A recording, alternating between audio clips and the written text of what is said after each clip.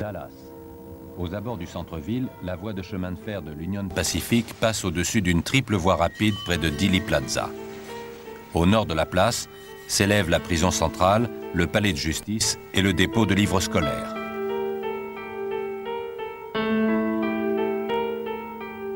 Sur Dealey Plaza, le temps s'est arrêté. Nous sommes toujours le 22 novembre 1963. I noticed that there are a number of hidden zippers in these jackets. Now, what are these for, Betsy? They can't be for, is it for mad money? Well, it depends on where they're placed. They can be wherever you want them. Good afternoon, ladies and gentlemen. You'll excuse me if I am out of breath. A bulletin. This is from the United Press, from Dallas. President Kennedy and Governor John Connally have been cut down by assassins' bullets in downtown Dallas. They were riding in an open automobile when the shots were fired. School book depository headed for the triple underpass. There were three loud, reverberating explosions. He happened to look up at about the 5th or 6th floor of the Texas Book Depository. He said he saw the rifle being pulled back in. President Kennedy. Bert. Let's see. Let's get reorganized here. Grab that cable over there. We're on the air, Bert, and let's talk to you. Officials were en route as fast as they could get there to Parkland Hospital. This is what I've been told now, Jay. President was shot in the head. Connally was shot in the chest.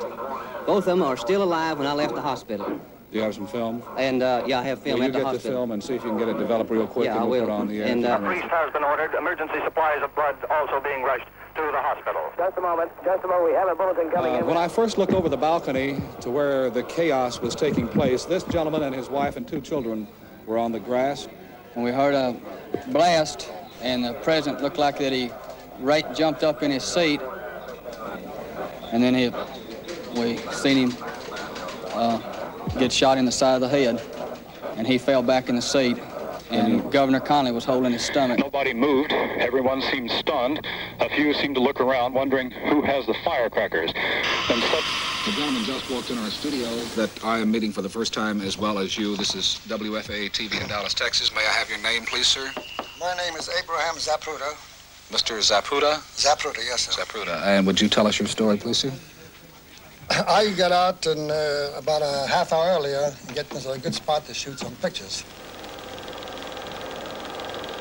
As the president was making his turn, I had a shot.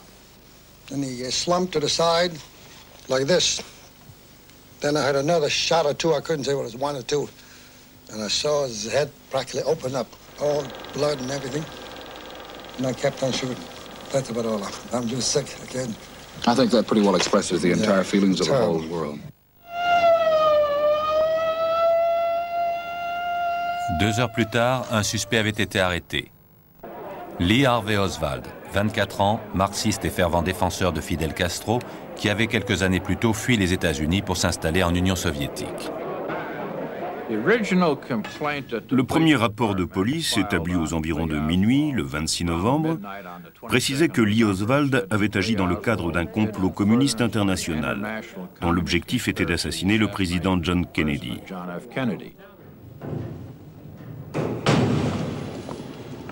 La Maison-Blanche redoutait le déclenchement d'une crise internationale si on révélait les attaches communistes d'Oswald. Lyndon Johnson exigea donc que la conspiration soit retirée des principaux chefs d'accusation, et il parvint à convaincre le président de la Cour suprême de présider une commission d'enquête. 9 mois plus tard, la commission Warren réfutait la thèse du complot.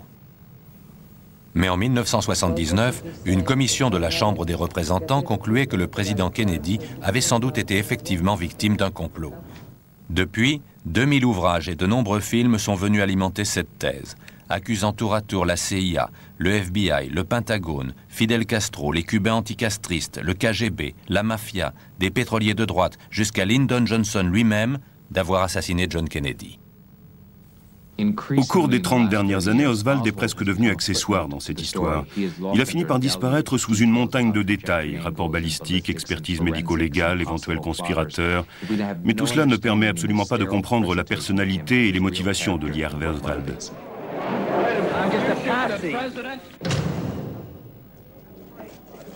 Tueur solitaire, conspirateur, pigeon, personnage énigmatique, Lee Harvey Oswald reste en tout cas au centre de l'affaire John Kennedy.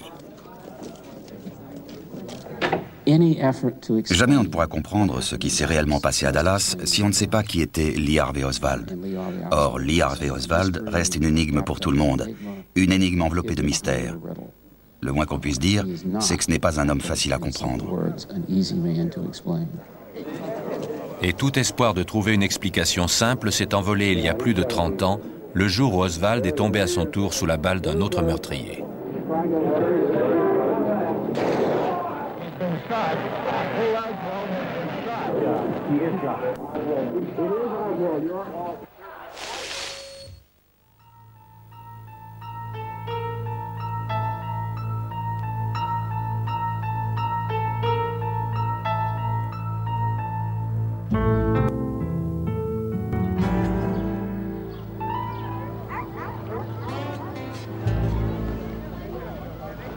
Le zoo du Bronx était un havre de paix pour le jeune Oswald, qui de toute évidence préférait la compagnie des animaux à celle de ses semblables. Cela faisait pratiquement 2 mois qu'il faisait l'école buissonnière lorsqu'il fut arrêté dans l'enceinte du zoo. Il passa alors devant le tribunal pour enfants et devint le dossier numéro 23979. Je m'en souviens très bien. C'était un petit garçon assez maigre, pas très avenant. Ce n'était pas un enfant déséquilibré. Il avait même un QI supérieur à la moyenne. Je dirais plutôt que c'était un enfant qui souffrait d'une grave carence affective, qui n'avait sans doute jamais pu construire de relations de confiance avec qui que ce soit.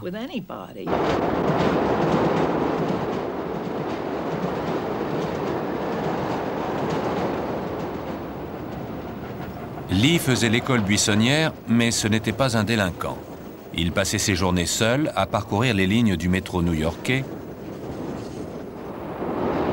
et à fréquenter les bibliothèques et les musées. D'après ce que j'ai pu découvrir, c'était un enfant qui vivait entièrement seul. Il préparait lui-même ses repas. Sa mère partait à 7 heures du matin pour ne revenir qu'à 7 heures du soir. C'était un enfant totalement livré à lui-même, donc personne ne se souciait visiblement. Un garçon à la dérive qui ne pouvait compter sur personne sur le plan affectif.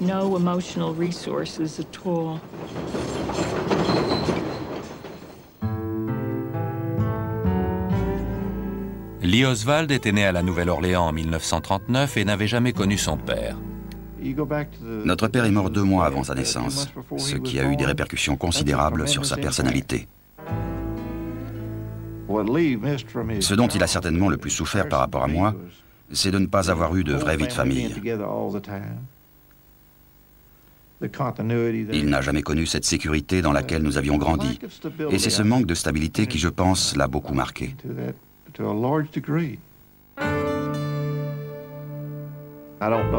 ne sais pas à quel âge exactement notre mère lui a fait comprendre qu'il était un fardeau pour elle. Mais je suis sûr qu'à 3 ans déjà, il savait que nous représentions une charge énorme pour ma mère. Marguerite, la mère de Lee, avait elle aussi grandi au sein d'une famille monoparentale. Par certains côtés, Lee lui ressemblait énormément. Ma mère avait le sentiment de vivre dans un monde qui lui était hostile, et qu'en d'autres circonstances, elle serait certainement devenue quelqu'un. Et c'est ce trait de caractère dont il a hérité.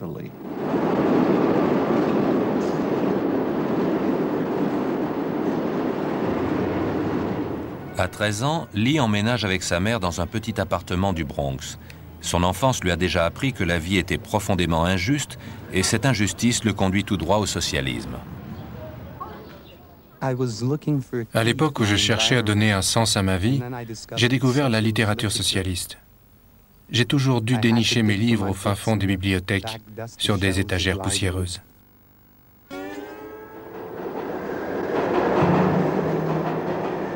Lorsque Lee est à nouveau rattrapé par les problèmes d'absentéisme scolaire, sa mère décide de quitter New York.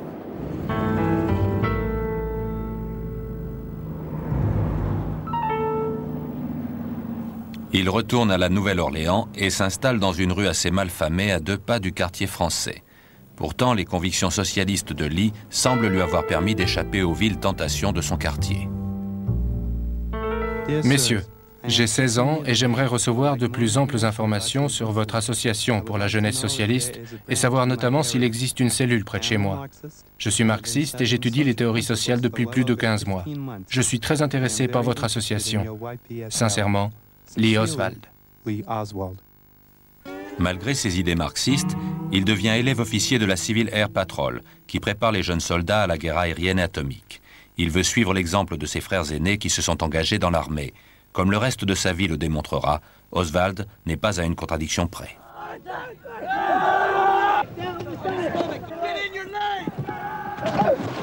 En 1957, il devient un Marine. Il a à peine 17 ans.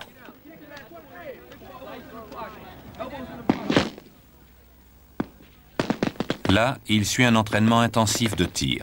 Si certains se souviennent de lui comme d'un piètre tireur, son dossier fait pourtant état de compétences plus qu'honorables. Ses performances permettent de le classer au 2e meilleur niveau du corps des Marines, dans la catégorie des très bons tireurs.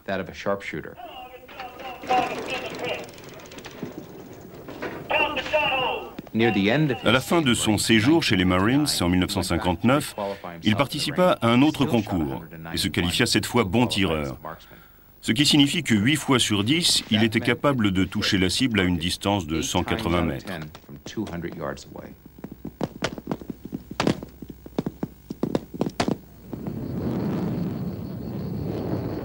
Ses compétences lui permettent de suivre une formation d'opérateur radar. Il part alors pour le Japon rejoindre la base à laquelle il a été affecté et où il a accès à des documents classés secrets.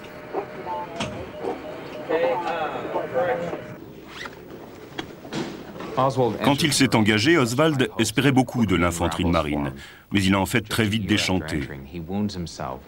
Un an plus tard, en effet, il se blesse avec un pistolet qui n'aurait pas dû être en sa possession, ce qui lui vaut de passer en cour martiale et de se retrouver de corvée de cuisine pendant pas mal de temps.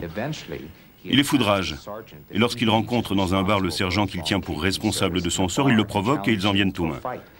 Il passe alors une seconde fois en cour martiale et se retrouve cette fois au trou. C'est pour lui une expérience très dure et quand il en ressort, il est devenu un homme aigri.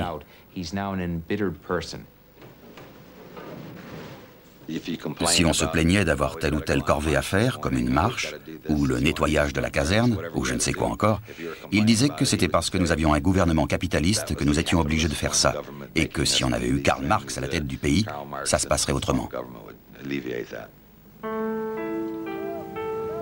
Il affiche ouvertement ses idées marxistes, à telle enseigne que ses camarades l'ont surnommé Oswaldovitch.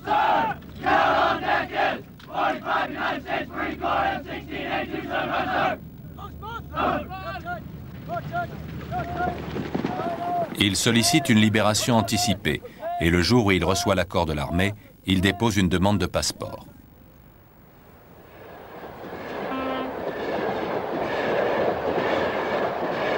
Et en septembre 1959, il arrive en Union soviétique.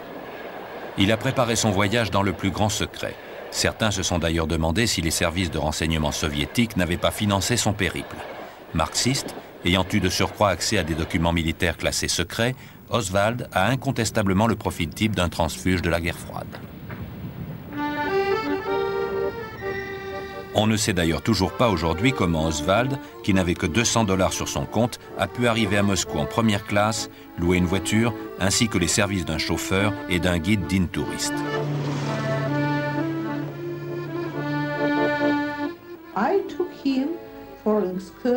Je lui ai fait faire le tour de la ville. Je l'ai emmené voir les principaux monuments, comme la galerie Tretiakov, les cathédrales et le trésor du Kremlin.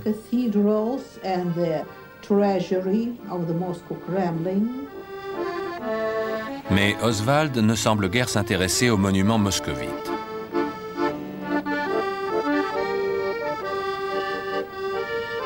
Le deuxième jour, il confie à Rima les véritables raisons de son voyage. Il est venu à Moscou pour y rester. J'étais stupéfaite. Quand je lui ai demandé quelles étaient ses motivations, ses raisons, il m'a répondu qu'il agissait par conviction politique, qu'il était communiste.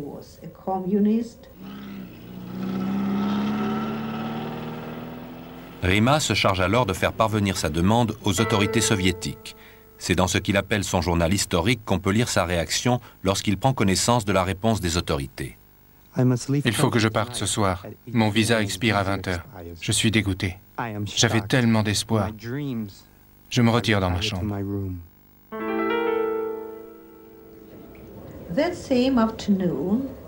Cet après-midi-là, nous avions rendez-vous dans le hall de l'hôtel, comme les autres jours. J'ai attendu quelque temps, mais il n'est jamais descendu. J'étais passablement inquiète et je voulais savoir ce qui était arrivé. C'est pourquoi je suis finalement montée. J'ai frappé à sa porte, mais personne ne m'a répondu.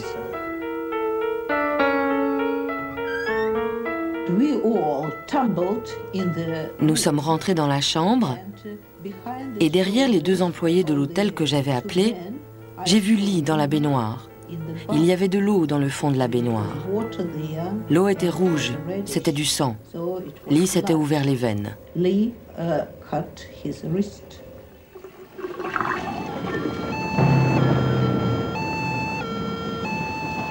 Oswald est transporté à l'hôpital sans connaissance. Une semaine plus tard, le jour où il doit sortir, son médecin reçoit un coup de téléphone d'un agent du KGB lui demandant de le retenir le temps qu'ils arrivent. Une quarantaine de minutes plus tard environ, j'ai vu arriver une grosse voiture noire et 3 jeunes hommes en descendre. Ils ont confisqué son dossier médical, sa fiche de sortie et ses papiers d'identité. Et avant de repartir, ils m'ont dit qu'ils l'emmenaient avec eux. Personne ne sait de façon formelle ce qui s'est passé ensuite. Pendant 30 ans, le KGB a toujours affirmé qu'il n'avait jamais interrogé Oswald. L'ancien chef du KGB, qui s'est occupé personnellement du dossier Oswald, s'appelle Vladimir Semichestny. Aujourd'hui seulement, il est en mesure de livrer sa version. Le contre-espionnage et les services de renseignement l'ont interrogé pour voir de quoi il était capable. Mais ils n'ont malheureusement trouvé aucune compétence qui aurait pu les intéresser.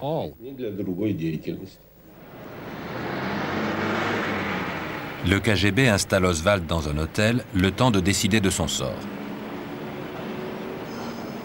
Au bout de 3 jours, celui-ci perd patience. J'ai l'impression d'être là depuis 3 ans. Ils essaient sans doute de me mettre à l'épreuve.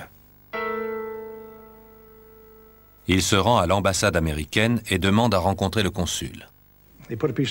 Il a posé un papier sur mon bureau et m'a dit « Je suis venu renoncer à ma citoyenneté américaine. J'ai demandé la nationalité soviétique. » Puis, sans que je le lui demande, il m'a également dit qu'il avait été opérateur radar quand il était marine et que dès qu'il aurait la nationalité soviétique, il avait l'intention de mettre tout ce qu'il avait appris au cours de sa formation militaire au service des autorités soviétiques. Jusqu'à présent, le KGB a toujours soutenu qu'il n'avait jamais interrogé Oswald sur son passé militaire. Bien sûr, il nous a parlé de ses activités, mais les informations qu'il nous a données étaient complètement dépassées. Le genre de renseignements inutilisables que les moineaux s'étaient déjà chargés de colporter aux 4 coins du monde, comme on dit ici, et qui n'avaient strictement aucun intérêt pour une organisation aussi pointue que la nôtre.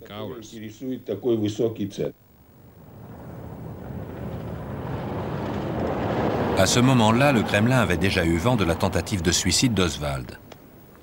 Yekaterina Furtseva, la femme la plus haut placée du Politburo, pique une violente colère lorsqu'elle découvre que son pays refuse la nationalité soviétique à un jeune homme aux idéaux socialistes.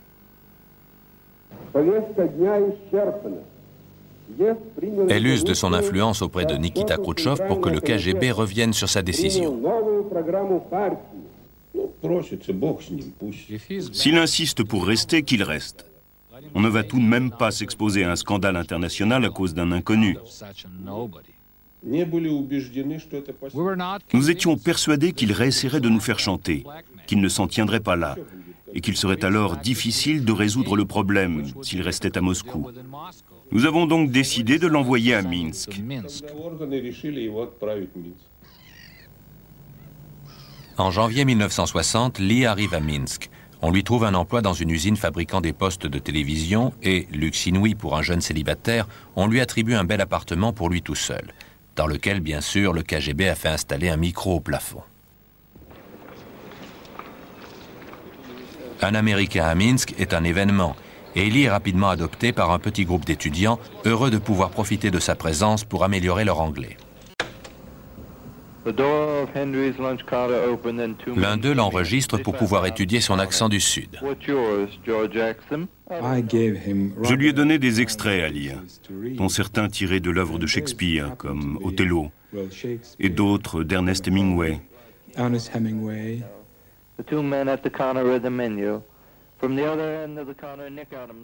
Il leur arrive également d'improviser des interviews dans lesquelles Oswald répond aux questions de Titovets. Au cours de l'un de ces enregistrements, Oswald choisit de jouer le rôle d'un tueur en série. Well, okay. Will you tell us about your last killing? Well, there was a young girl under a bridge. She came in carrying a loaf of bread, and I just cut her throat from ear to ear. What for? Well, I wanted the loaf of bread, of course. What do you take to be the most famous killing in your life? Well, the time I killed 8 men on the Bowery, the sidewalk there, they were just standing there loafing around. I didn't like their faces, so I just shot them all with a machine gun. It was very famous. All the newspapers carried the story. On s'amusait comme des fous à faire ces enregistrements.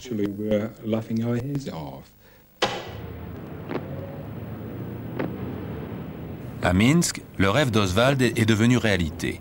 Il peut enfin vivre dans une société socialiste. Mais le KGB reste très méfiant.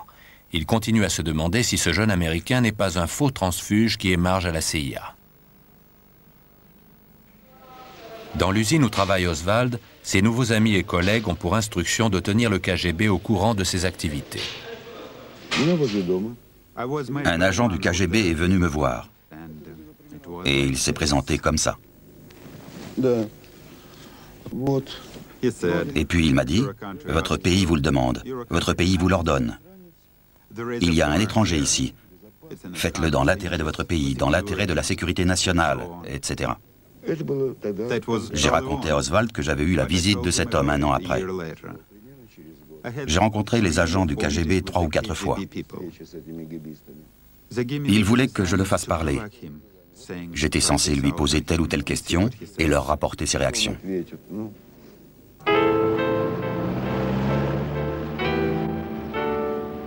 Le travail est monotone. Il n'y a nulle part où dépenser l'argent que je gagne. Mieux je comprends le russe, plus je prends conscience de la triste réalité soviétique. Au bout d'1 an, Lee Oswald veut rentrer aux États-Unis.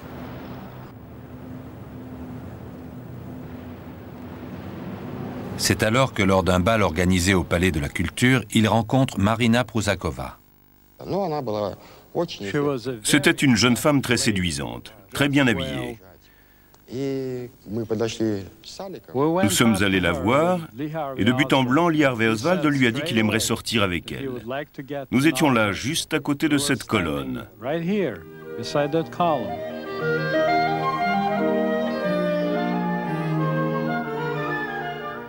Il est tout de suite tombé amoureux d'elle. Il a eu le coup de foudre, comme on dit.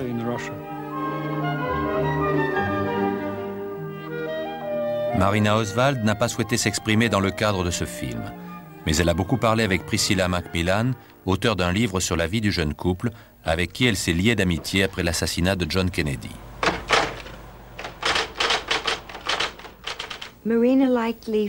Marina aimait Lee pour plusieurs raisons. Elle l'aimait parce que c'était un homme d'une grande politesse. Le fait qu'il soit étranger lui plaisait aussi beaucoup. Elle pensait qu'un Américain la traiterait mieux qu'un Russe, et Lee lui avait demandé d'être sa fiancée.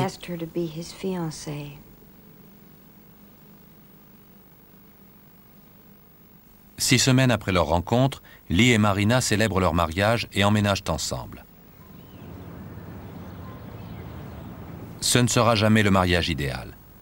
Mais une des rares choses sur laquelle ils tombent d'accord, c'est sur le fait qu'ils veulent aller vivre aux États-Unis avec leur fille, June.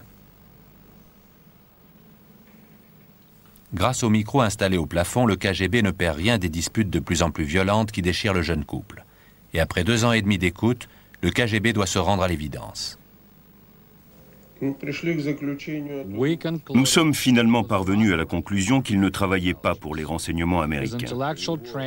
Compte tenu de ses connaissances et de ses capacités intellectuelles, il nous semblait inconcevable que le FBI et la CIA aient pu engager ses services.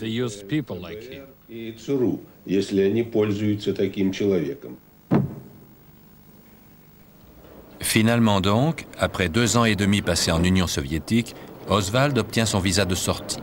Et le 2 juin 1962, Lee, Marina et June partent pour les États-Unis.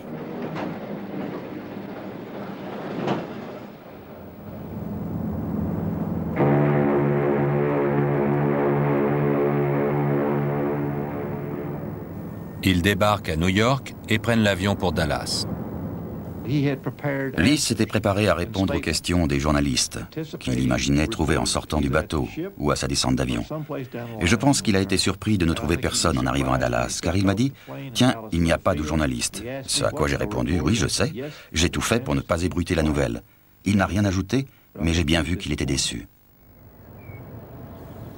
Tous trois emménagent dans la maison de Robert Oswald, dans une banlieue de Fort Worth, au Texas. 2 semaines plus tard, le FBI l'interroge sur son séjour en Union soviétique avant de classer le dossier. Quand Oswald s'est présenté dans notre agence de Fort Worth, il a été entendu par les 2 agents qui se trouvaient dans le bureau à ce moment-là. L'entrevue n'a pas été très concluante, car Oswald était de toute évidence d'humeur assez agressive et maussade ce jour-là. Et les 2 agents ont rapidement mis fin à l'entretien. Il m'a dit, ils m'ont même demandé si je n'avais jamais travaillé pour le gouvernement fédéral, pour la CIA. Il leur a répondu, vous devriez le savoir, non? Et il leur a ri au nez. C'est lui qui avait la main à ce moment-là. Le FBI n'arrivait pas à savoir s'il était ou non un agent de la CIA. Et il jouait avec ça, ce qui lui ressemblait bien d'ailleurs. 1 an jour pour jour avant l'assassinat du président Kennedy, une réunion de famille rassemble les membres du clan Oswald.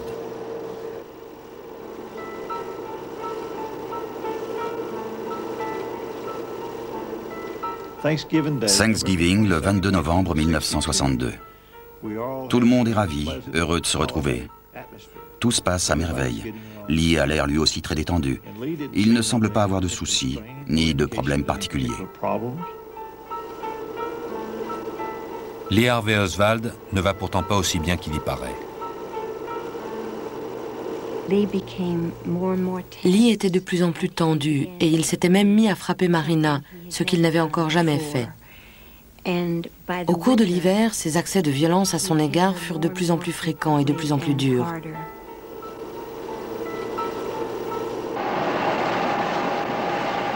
Il a trouvé un emploi dans un laboratoire photo industriel, mais il a déjà commencé à mener une double vie.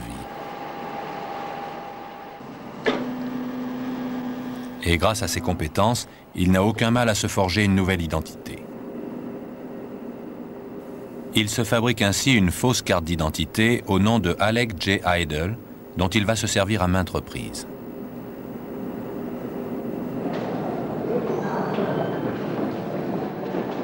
Il loue une boîte postale pour pouvoir y recevoir du courrier au nom d'Oswald et d'Alec Idle. Lee a commencé à y recevoir des journaux qu'il ne voulait pas recevoir chez lui, comme le Worker, l'organe du Parti communiste américain, et le Militant, le journal du Parti des travailleurs socialistes américains.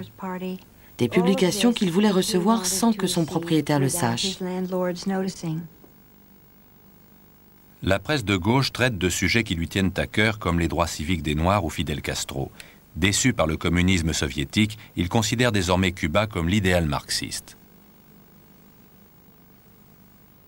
L'hostilité du président Kennedy à l'égard de Castro le met hors de lui. Au cours d'une soirée en février 1963, il rencontre un géologue pétrolier allemand, Volkmar Schmidt, avec qui il passe un long moment à discuter politique. Au cours de notre conversation, Lee Harvey Oswald me dit notamment qu'il était absolument furieux du soutien que l'administration Kennedy avait apporté à l'invasion de la baie des cochons. Et Schmidt raconte alors qu'il a tenté de détourner la colère d'Oswald contre un personnage qui lui semblait autrement plus contestable que ne l'était Kennedy. Le général Edwin Walker représente tout ce qu'Oswald déteste. C'est un anticommuniste virulent que Kennedy a fait renvoyer en raison de ses convictions politiques d'extrême droite. Walker est également violemment opposé aux droits civiques des Noirs américains. C'est sans doute moi qui ai donné à Lee Harvey Oswald l'idée de s'en prendre au général Walker.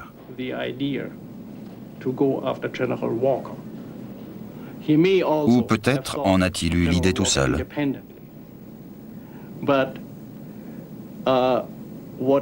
En tout cas, il est certain que de toute façon, il aurait trouvé une victime, car il était véritablement obsédé par le besoin d'agir.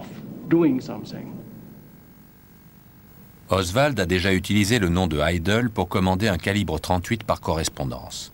Il commande maintenant un fusil à lunettes bon marché de fabrication italienne. Et il se met à surveiller la maison du général Walker et à dresser un plan d'action.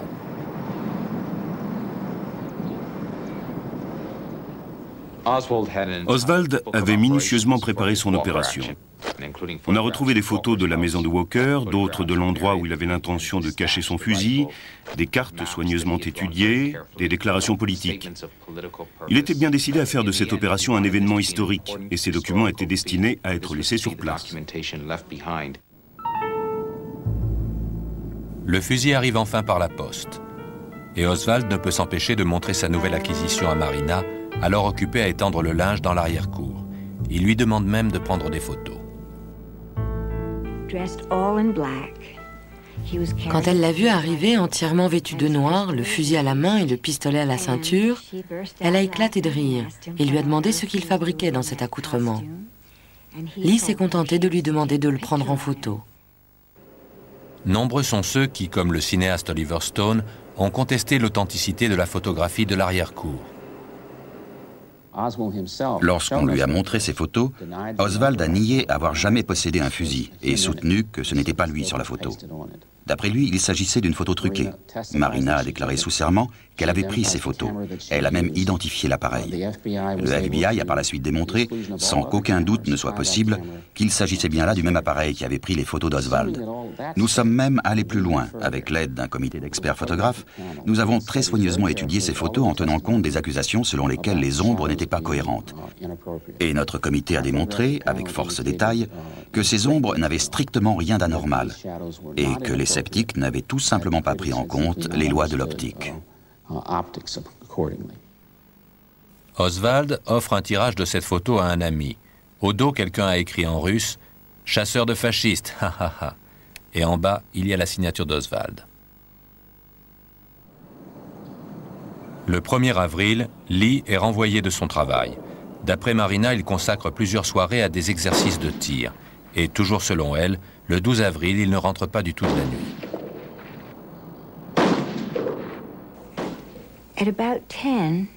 Aux environs de 22 heures, il n'était toujours pas rentré. Inquiète, elle est allée dans son bureau, une pièce dont il lui interdisait l'accès. Et là, sur son bureau, elle a vu une feuille de papier sur laquelle était posée une clé.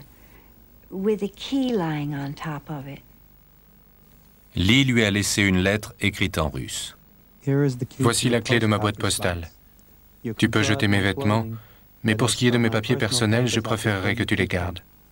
Je t'ai laissé autant d'argent que j'ai pu. Ce soir-là, quelqu'un tire plusieurs coups de feu dans la fenêtre du bureau du général Walker. Je revois encore la scène, à 40 pas derrière moi. Miraculeusement indemne, le général Walker s'en souviendra longtemps. Une balle a fait voler la vitre en éclats et m'a manqué de justesse. J'avais comme du sable et de la saleté dans les cheveux. Mon bras posé sur le bureau saignait en 3 endroits, touché par des éclats du projectile. Quand la radio a annoncé qu'un jeune garçon avait vu 1 ou 2 voitures garées dans l'allée à l'arrière de la maison du général Walker, Lee s'est mis à rire. Il a éclaté de rire en disant « Les Américains sont tellement gâtés qu'ils imaginent qu'on ne peut rien faire sans voiture. Moi, je suis tout simplement parti à pied. » Lee a raconté à Marina qu'il avait pris un bus et qu'il était allé cacher son fusil avant de reprendre un autre bus. D'après lui, c'est au moment où il a pris le bus qu'ils ont perdu sa trace. Il faudra attendre l'assassinat de John Kennedy pour découvrir qui a tiré sur le général Walker. 2 semaines plus tard, Oswald quitte brusquement Dallas.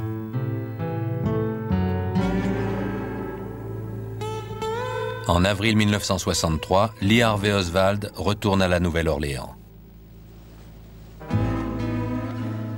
Il s'apprête à vivre l'un des épisodes les plus énigmatiques de sa brève existence.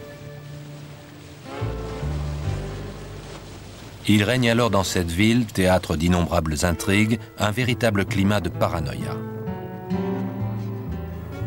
La Nouvelle-Orléans a accueilli des milliers d'exilés cubains ayant fui le régime castriste.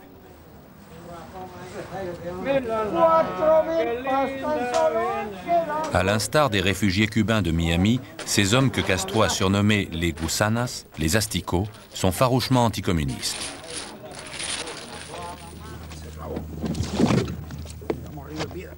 S'entraînant dans les marécages et les bayous de Louisiane, des groupes paramilitaires se préparent à renverser Fidel Castro. I can assure you that this flag will be returned to this brigade in a free Havana. Mais après le fiasco de la baie des Cochons et la crise des fusées, le soutien de Kennedy s'est fait plus ténu. Et les anticastristes militants se sentent trahis. À la Nouvelle-Orléans, l'enclave cubaine nourrit désormais une véritable haine à l'égard du président. En ce printemps 1963, Oswald ne pourrait inventer pire provocation que de militer ouvertement pour la cause castriste. Il va même jusqu'à prendre la défense de Castro sur une radio locale et accorde une interview à la télévision à propos de ses propres convictions marxistes. Well, I have studied Marxist philosophy, yes, sir, and also other philosophers. But are you a Marxist? I think you did admit that you consider yourself a Marxist. Well, I would very definitely say that I am a Marxist. That is correct. But that does not mean, however, that I'm a communist. Tout a commencé en mai 1963, lorsqu'Oswald a fait imprimer des tracts soutenant la révolution cubaine en se réclamant d'une association pro-castriste dont il était d'ailleurs le seul membre de la Nouvelle-Orléans. Nous comptons un certain nombre de membres depuis plusieurs mois déjà. Nous avons décidé de demander au public ce qu'il pensait de notre organisation et de nos objectifs. Et c'est pour cette raison que nous distribuons aujourd'hui des tracts dans la rue. Qui douterait alors de la sincérité d'Oswald? Et pourtant, quelque temps plus tard, il semble avoir changé de camp. Au mois d'août, en effet, il prend contact avec Carlos Bringuier, chef d'un groupe anticastriste. La première fois qu'il est venu dans mon magasin, Oswald a clairement exprimé ses opinions anticastristes et m'a demandé en quoi il pourrait nous aider à lutter contre lui. Il m'a raconté qu'il avait été Marine et qu'il avait l'expérience de la guérilla et qu'il pouvait nous aider dans celle que nous menions contre Castro. La deuxième fois qu'il est venu au magasin, il m'a offert ce petit guide qu'on donne aux Marines, en me disant qu'il pourrait peut-être m'aider dans mon combat. Le manuel explique comment fabriquer des bombes et des colis piégés et comment conduire une opération de sabotage. Quelques jours plus tard, Carlos Bringuier entre dans une rage folle lorsqu'il surprend Oswald en train de distribuer des tracts pro-castristes sur Canal Street. Quand il m'a reconnu, il m'a souri et il a même voulu me serrer la main. J'ai refusé et je me suis mis à l'insulter en anglais.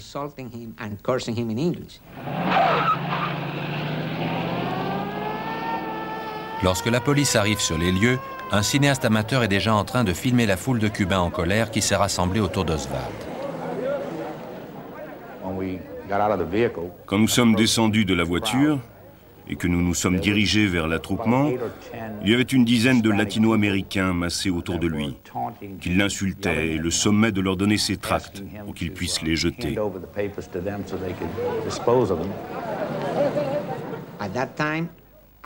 J'étais vraiment en colère. Et au moment où je m'approchais pour lui envoyer mon poing dans la figure, il a compris que je m'apprêtais à le frapper. Il a baissé les bras et m'a dit « Ok Carlos, tu veux me frapper, vas-y ». J'ai alors compris qu'il voulait se poser en victime, en martyr. Lorsque quelqu'un parvient à saisir les tracts pro-castristes et les jette à terre, la police arrête aussitôt Oswald ainsi que 8 Cubains pour trouble de l'ordre public. Une fois au poste de police, Oswald adopte une attitude encore plus étrange. Nous l'avons informé que selon les règles de procédure, il avait le choix entre payer une caution d'un montant de $25 en liquide ou obtenir la garantie d'un homme politique pour pouvoir être mis en liberté conditionnelle. Il nous a répondu que ça ne l'intéressait pas, qu'il préférait aller en prison. Nous l'avons également informé que selon la procédure, toujours, nous devions le prendre en photo et relever ses empreintes, ce à quoi il s'est plié sans aucun problème, en insistant même pour que nous n'oublions aucune de ces formalités, comme s'il tenait à ce que tout le monde sache qui il était et ce qu'il faisait. Il lui aurait été très facile d'échapper à toutes ces formalités en disant « Voilà mes $25, laissez-moi rentrer chez moi ». Quelques jours plus tard, Oswald et les exilés cubains comparaissent devant un tribunal. Ses intentions semblent assez évidentes. Il cherche à se crédibiliser comme pro-castriste. Il le fait d'une part en travaillant pour Castro, mais aussi en s'efforçant de recueillir des informations qui pourraient être utiles à Fidel Castro, selon la méthode classique qui consiste à infiltrer les milieux adverses. Mais à quel double jeu Oswald se livre-t-il? Un des éléments du dossier soulève pour le moins la question: de quel côté est-il? Les tracts qu'il distribuait sur Canal Street étaient des tracts pro-castristes, exigeant du gouvernement américain qu'il laisse Cuba décider de ses orientations politiques, même si celle-ci était communiste. Et sur ces tracts figurait l'adresse de son organisation, 544 Camp Street. L'immeuble abritait également une agence de détectives privés dirigée par un homme du nom de Guy Bannister, lequel ne pouvait en aucun cas être soupçonné de pro-castrisme. C'était un ancien agent du FBI de New York, violemment opposé à Fidel Castro et très impliqué dans la lutte anticastriste. Si Oswald était véritablement lié à Guy Bannister, ses activités pro-castristes ne pouvaient être qu'une couverture. Bannister n'est certes pas un anticommuniste d'opérette. Il participe activement à l'organisation de l'entraînement militaire dispensé aux exilés cubains. L'un des compagnons d'armes anticastristes de Bannister était un pilote du nom de David Ferry.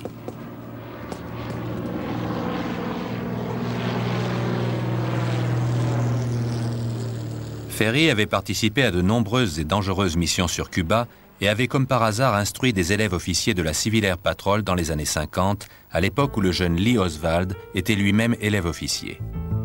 Pourtant, interrogé après l'assassinat de Kennedy, celui-ci affirmera n'avoir jamais rencontré Oswald.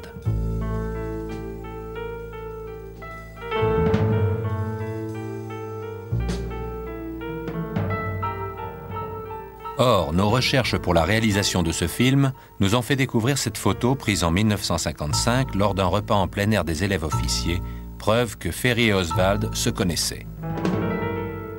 D'après certains témoins, il semblerait que les deux hommes se soient revus au cours de l'été 1963. S'ils disent vrai, ces témoignages sont accablants, car Ferry, tout comme son associé Guy Bannister, travaillait pour l'un des principaux parrains du syndicat du crime de l'époque.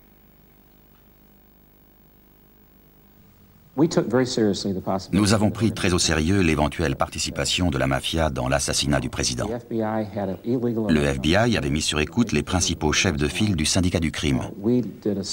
Et l'étude des conversations enregistrées par le FBI nous a permis de découvrir à quel point la mafia haïssait Kennedy et combien elle aurait aimé le voir disparaître.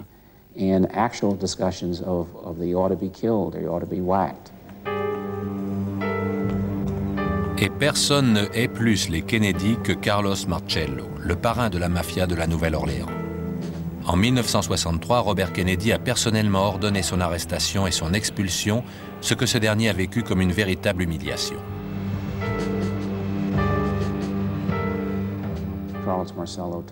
Lors d'une conversation en sicilien, Marcello parle de retirer le caillou qu'il a dans sa chaussure et d'engager quelqu'un pour tuer non pas Bobby Kennedy, qui n'est pour lui qu'un instrument, mais John Kennedy, celui qui manipule l'instrument. Quand Marcello revient à la Nouvelle-Orléans, son avoué engage les services de détective de David Ferry. Le fait que cet été-là, David Ferry ait eu des contacts avec Lee Harvey Oswald, un ami de longue date, ainsi qu'avec Carlos Marcello, permet d'établir un lien évident entre l'homme qui souhaitait la mort de Kennedy et qui en avait les moyens, et celui qui l'a assassiné.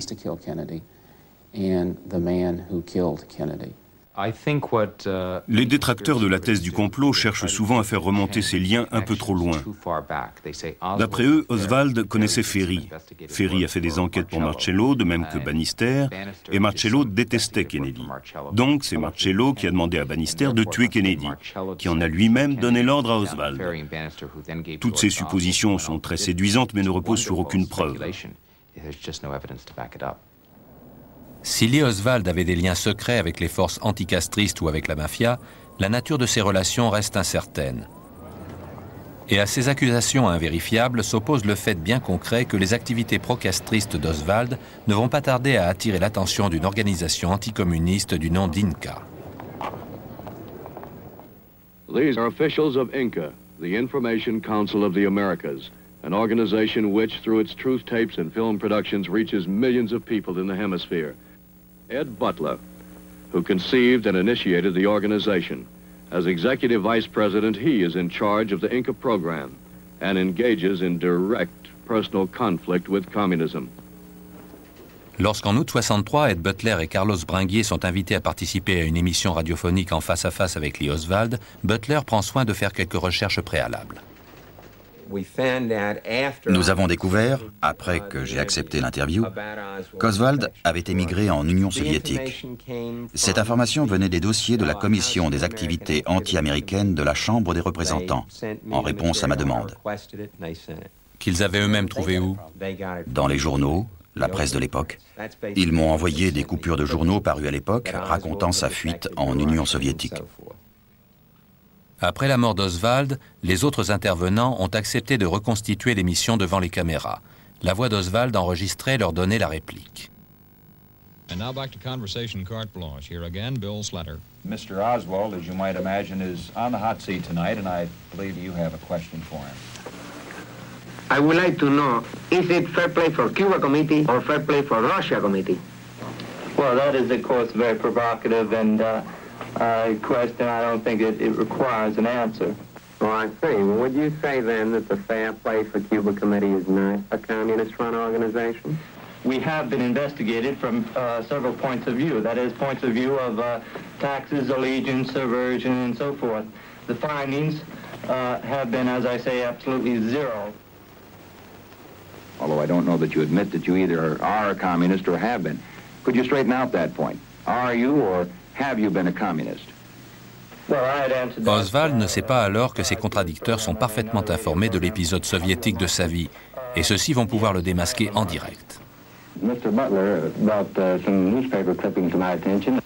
You did live in Russia for 3 years? That is correct, and I think the fact that I did live for a time in the Soviet Union gives me excellent qualifications to repudiate charges that Cuba and the Fair Play for Cuba Committee is communist-controlled.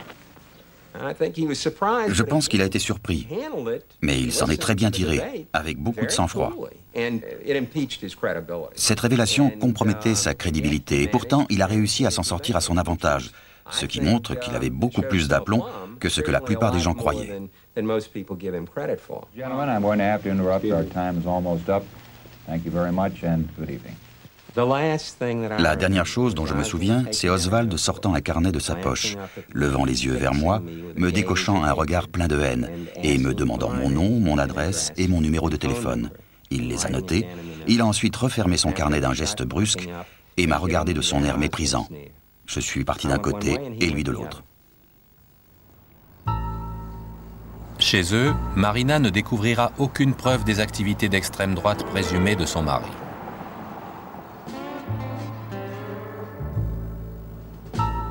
Lee lui annonce qu'il souhaite se rendre à Cuba pour soutenir la révolution castriste. Elle le trouva un soir sous le porche, en train de s'entraîner à armer son fusil. Il se mettait en position de tir. Marina fut extrêmement surprise de le découvrir ainsi. Elle ne supportait pas de le voir avec ce fusil dans les mains.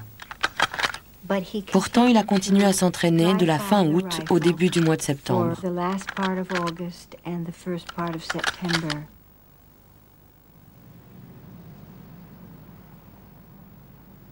Pour rejoindre la Havane, Lee projette de détourner un avion. Il en informe Marina et lui demande de l'aider.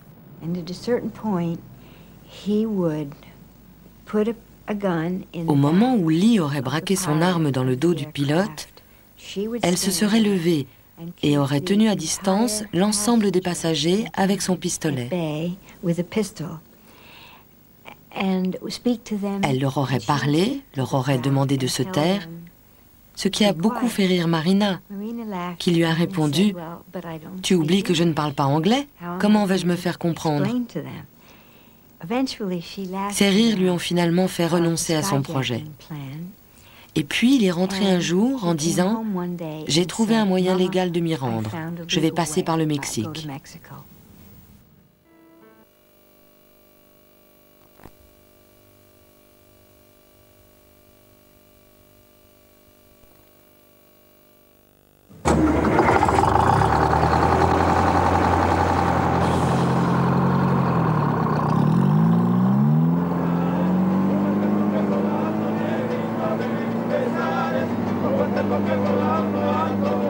Le 26 septembre 1963, Lee Oswald est aperçu voyageant seul à bord d'un autocar reliant l'Argentine. On nous dit en tout cas.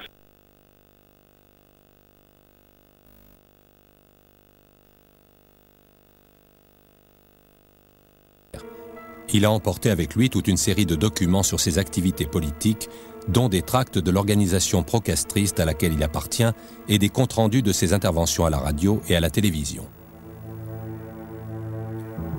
Il s'y décrit au passage comme marxiste, organisateur politique et agitateur, ayant su infiltrer le groupe anticastriste de Carlos Bringuier. Le jour même, Oswald se rend au consulat cubain. Il y est reçu par Sylvia Durán, qui lui annonce qu'il ne pourra entrer sur le territoire cubain qu'à titre provisoire et uniquement s'il est en possession d'un visa de transit pour l'Union soviétique. Oswald dirige alors ses pas vers l'ambassade soviétique, à quelques mètres de là.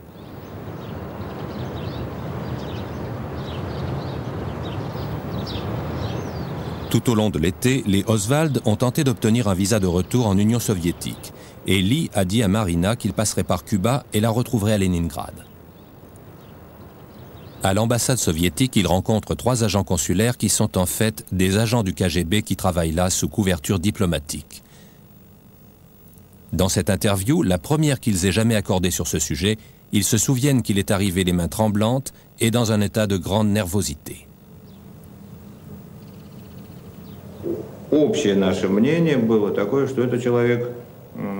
Nous avons tous les trois eu le sentiment d'avoir affaire à quelqu'un d'extraordinairement instable. Il était extrêmement agité.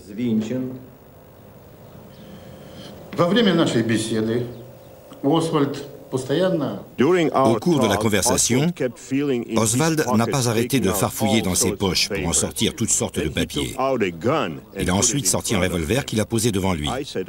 Assis en face de lui, j'ai alors pris le revolver pour le poser sur le bureau de Pavel.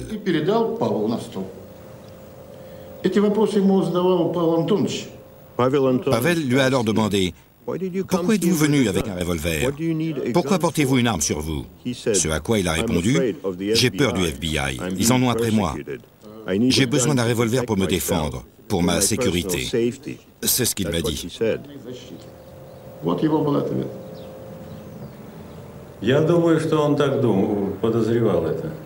Et c'est vrai qu'on avait envie de le croire, tellement son comportement était étrange.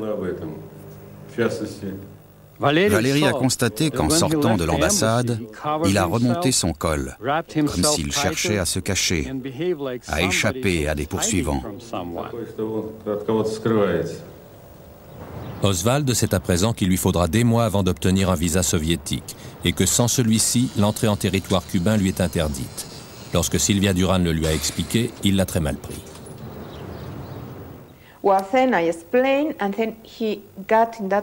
je lui ai expliqué qu'il lui fallait un visa soviétique, il ne voulait pas me croire. Il m'a dit « Ce n'est pas possible, il faut que j'aille à Cuba, et tout de suite, car je n'ai pas le droit de rester plus de 2 ou 3 jours à Mexico. » J'ai cru qu'il allait éclater en sanglots. Il était très agité, il était tout rouge, et il avait les yeux brillants, comme s'il était sur le point de pleurer. Et il ne voulait pas comprendre. Alors j'ai appelé le consul Asquith. Oswald se met en colère et traite le consul de petit bureaucrate. Asquith lui a alors dit « Sortez ». Il est allé vers la porte qui était fermée, l'a ouverte et lui a dit « Sortez, et si jamais je vous revois ici, je me chargerai personnellement de vous mettre dehors ». Oswald est déjà sous surveillance et sa sortie des ambassades cubaines et soviétiques ne passe pas inaperçue. Ces photos, prises par les renseignements cubains, montrent des agents de la CIA faisant le guet non loin de là. Depuis des maisons situées de l'autre côté de la rue, la CIA photographie alors tous ceux qui entrent et sortent des 2 ambassades. Pourtant, aussi surprenant que cela puisse paraître, la CIA prétend qu'elle n'a jamais pris une seule photo d'Oswald. Cet homme a été photographié à sa sortie de l'ambassade soviétique. La CIA a d'abord cru qu'il s'agissait d'Oswald, avant de réaliser bientôt son erreur. Selon certaines spéculations, cette absence de photo d'Oswald prouverait que celui-ci n'est pas allé à Mexico et que quelqu'un s'est fait passer pour lui, probablement l'homme photographié par la CIA. Нет, это совершенно другой человек. Non, il s'agit de quelqu'un d'autre. Le Oswald qui est venu nous voir à l'ambassade et celui dont j'ai vu la photo dans les journaux et à la télévision étaient tout à fait différents. Le lendemain de l'assassinat, on a publié une photo d'Oswald dans les journaux mexicains. Et j'ai dit à mon mari, « Je suis sûre que c'est l'homme qui est venu nous demander un visa. » Je suis allée alors à l'ambassade, j'ai consulté les demandes de visa qui nous avaient été adressées, j'ai retrouvé la sienne et j'ai vu qu'il s'agissait bien du même homme. Nous avons obtenu des autorités cubaines sa demande de visa sur laquelle figurait sa photo et sa signature. Nous avons authentifié sa signature et donc Oswald est venu à Mexico, il n'y a aucun doute là-dessus.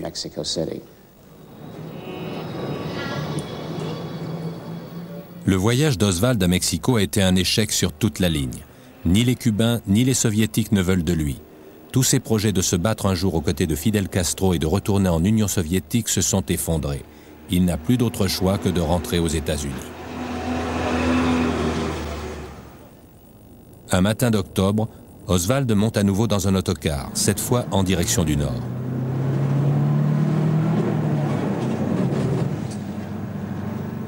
Un passager se souvient de lui. Il était seul, la tête appuyée contre la vitre de l'autocar, l'air sombre et préoccupé. Le lendemain, il franchit la frontière américano-mexicaine.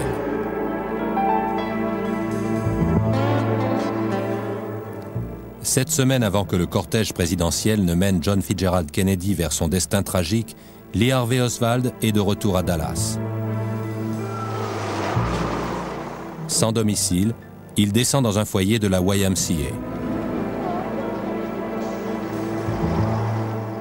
Sans emploi, il n'a aucune ressource pour subvenir aux besoins de sa femme et de sa fille.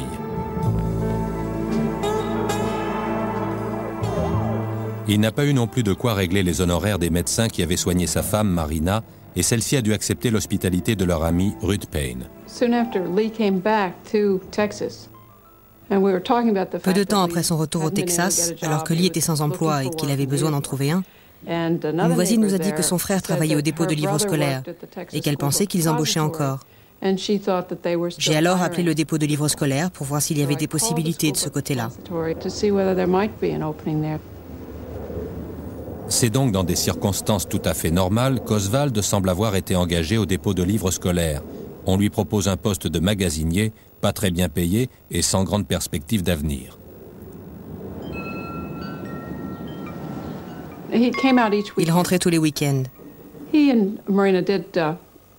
Avec Marina, il se disputait assez souvent, et je dois dire que Lee m'exaspérait un peu. Elle me disait souvent, il ne m'aime pas. Elle n'arrêtait pas de se demander s'il l'aimait ou non. On le voyait le week-end. Je me souviens être tombé sur lui un jour alors qu'il regardait un match de foot à la télévision. Et m'être dit, encore un jeune révolutionnaire en train de se faire avoir par le nouvel opium du peuple, le football. Le week-end, Michael Penn et Lee Oswald discutent politique. Pour lui, le capitalisme était quelque chose d'injuste, une imposture qu'il fallait renverser. Il voulait être au nombre des révolutionnaires qui contribueraient à l'avènement d'un nouvel ordre mondial. Nous avons découvert que nous nous intéressions l'un et l'autre aux activités de groupes d'extrême droite de Dallas, des groupes qu'il surveillait, disait-il. Lorsque le général Edwin Walker préside un meeting raciste à Dallas, Oswald s'y rend pour voir l'homme qu'il a naguère tenté d'assassiner.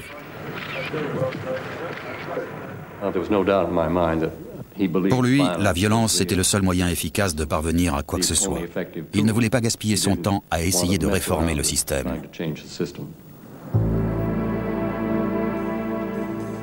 Personne n'a jamais pu apporter la preuve formelle qu'Oswald ait rencontré d'autres conspirateurs au cours de ses derniers jours passés à Dallas. Il habite un meublé et, sa journée de travail achevée, il rentre chez lui en bus. Le week-end, il rejoint sa famille installée chez les Payne. S'il a alors rencontré de mystérieux acolytes venus de la Nouvelle-Orléans, personne n'en fut témoin. Mais en revanche, son comportement est des plus bizarres. Il passe son temps à téléphoner depuis la cabine en face de chez lui. Puis, le dimanche, 5 jours avant l'assassinat du président, Ruth Payne essaie de l'appeler. J'ai composé le numéro et quand j'ai demandé à parler à Lee Oswald, on m'a répondu qu'on ne connaissait aucun Lee Oswald. J'ai vérifié le numéro et c'était bien le bon. J'étais vraiment perplexe et j'ai raconté à Marina ce qui venait de se passer. Le lendemain, quand Lee a appelé comme il le faisait tous les soirs après son travail, Marina lui a dit qu'on avait essayé de le joindre et qu'on nous avait répondu qu'il n'habitait pas là. Il s'est alors mis dans une colère noire en lui reprochant d'avoir essayé de l'appeler. Quand elle a raccroché, elle était visiblement très mal. Elle m'a dit qu'il utilisait un nom d'emprunt, que ce n'était pas la première fois qu'il faisait ça, qu'il était toujours à s'inventer des histoires et à imaginer qu'il deviendrait un jour quelqu'un. Elle se faisait du souci pour lui et s'inquiétait de sa santé mentale, d'après ce que j'ai pu comprendre.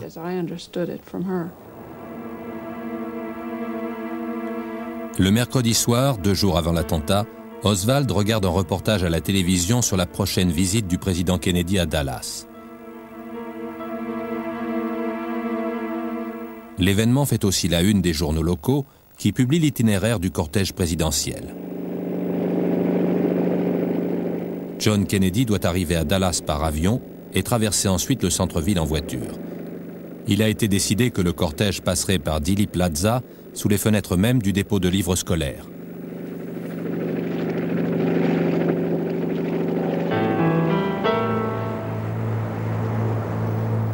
Le jeudi soir, Oswald demande à l'un de ses collègues de le déposer chez les Payne. Marina a pensé qu'il venait faire la paix après les disputes qu'ils avaient eues. Il a essayé de l'embrasser, mais elle l'a repoussé. Il lui a alors dit qu'elle devenait une enfant gâtée à force de vivre avec des Américains.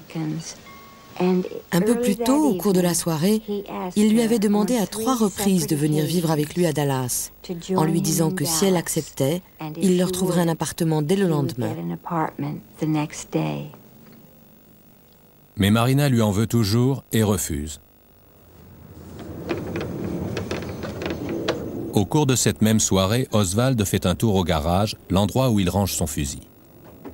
En entrant dans le garage, j'ai vu qu'on avait laissé la lumière allumée, ce qui m'a surpris car Marina pensait toujours à éteindre.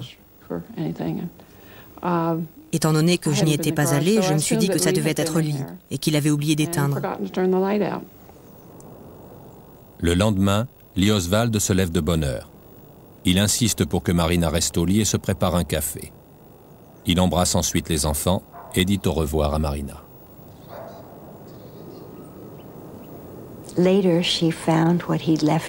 C'est un peu plus tard qu'elle a découvert sur son bureau les $170 qu'il lui avait laissés et s'est dit que c'était probablement là toute sa fortune. Et puis elle a trouvé autre chose, à savoir l'alliance de Lee qu'il avait laissée dans une petite tasse que la grand-mère de Marina lui avait offerte.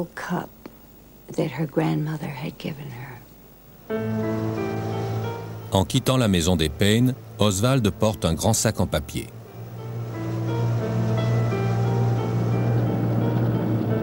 Il raconte aux voisins qu'il emmène à son travail que ce sac contient des tringles à rideaux, mais ce peut tout aussi bien être son fusil, démonté, qu'il apporte avec lui au dépôt de livres.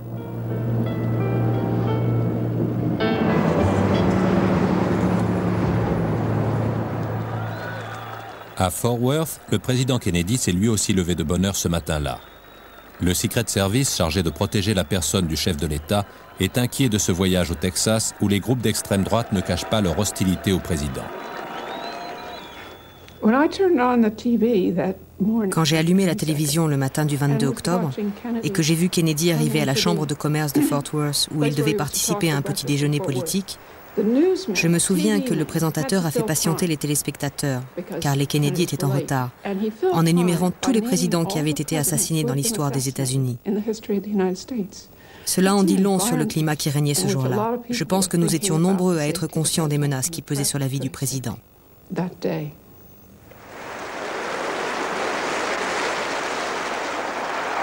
2 years ago, I said that, introduced myself in Paris by saying that I was the man who had accompanied Mrs. Kennedy to Paris. I'm getting that same sensation as I travel around Texas. Les collègues d'Oswald attendent l'arrivée du président avec la même impatience.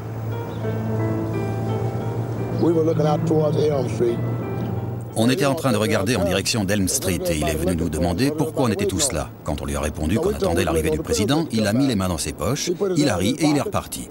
Après ça, est-il monté ou descendu? Je n'en ai pas la moindre idée. Oswald prend l'ascenseur jusqu'au 5e étage. Il passe la matinée à remplir des bons de commande, tandis qu'à Fort Worth, le président se dirige vers l'aéroport d'où il doit s'envoler pour Dallas. Vers midi, les collègues d'Oswald descendent déjeuner. Oswald leur crie de lui renvoyer l'ascenseur. À ce moment, le président John Kennedy et sa femme Jackie viennent d'arriver à l'aéroport de Dallas Love Field sous un tonnerre d'applaudissements. Dans le dépôt de livres scolaires, quelqu'un a installé une rangée de cartons devant une fenêtre du 5e étage. 3 d'entre eux serviront de point d'appui aux tireurs et on relèvera dessus des empreintes de paume de Lee Oswald. Plusieurs témoins ont vu un homme armé d'un fusil au 5e étage, mais ne se sont pas alarmés, pensant qu'il s'agissait là d'un agent du Secret Service.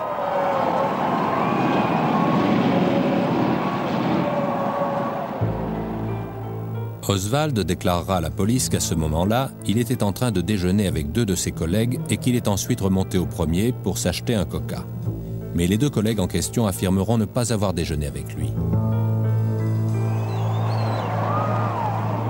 D'autres témoins pensent avoir vu 2 hommes à la fenêtre. Preuve, si c'est exact, de l'existence d'un complot.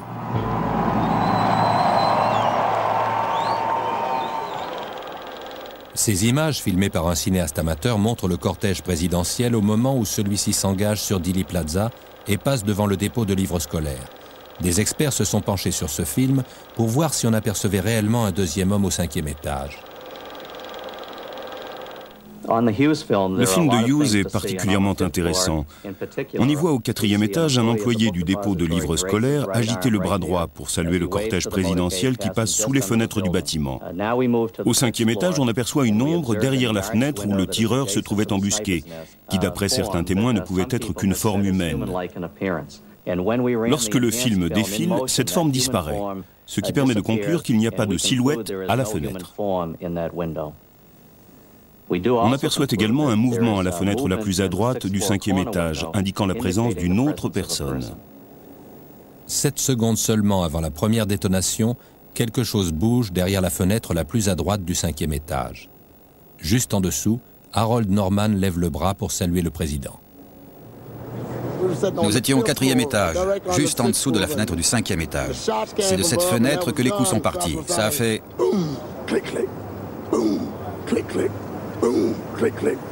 On a tiré 3 coups de feu juste au-dessus de nous et nous étions au 4e étage. En contrebas, c'est la tragédie immortalisée par le film de 21 secondes tourné par le cinéaste amateur Abraham Zapruder. Alors que le cortège ralentit pour s'engager sur Elm Street, sa vitesse n'est plus que de 17 km/h. En arrière-plan, on aperçoit une petite fille qui court à côté de la Lincoln présidentielle. Soudain, un coup de feu retentit. Le gouverneur Connally se retourne au moment où il entend la détonation. La petite fille s'arrête brusquement et regarde autour d'elle. 3 secondes plus tard, un second coup de feu retentit.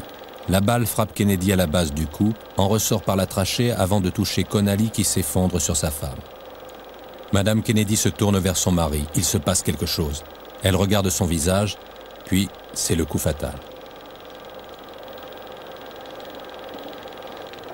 Pendant 30 ans, on a beaucoup polémiqué sur le nombre exact de coups de feu et sur la durée de la fusillade. Aujourd'hui, la thèse des 3 coups de feu tirés en l'espace de 8 secondes est celle le plus couramment retenue. Nombreux restent pourtant persuadés qu'un 4e coup de feu a été tiré à partir du terre-plein face à la voiture du président. Juste après la fusillade, des gens ont suivi les policiers qui s'étaient élancés vers la barrière de bois. On n'y a jamais trouvé ni tireur, ni fusil, ni cartouche. On y a découvert en revanche que la radio d'un motard de la police s'était accidentellement mise en marche et que les enquêteurs disposaient ainsi d'un enregistrement sonore de l'attentat.